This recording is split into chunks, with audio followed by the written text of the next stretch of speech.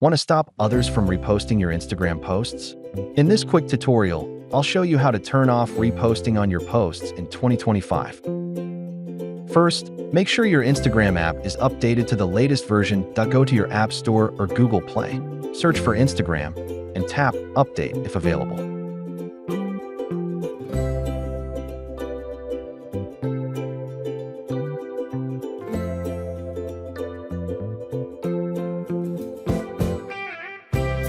Now, open your Instagram app and tap on your profile icon at the bottom right.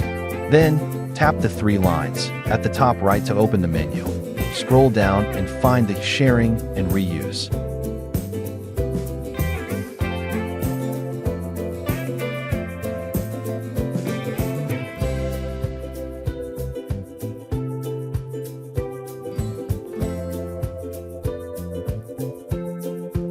Now turn off Reposts on Posts and Reels option.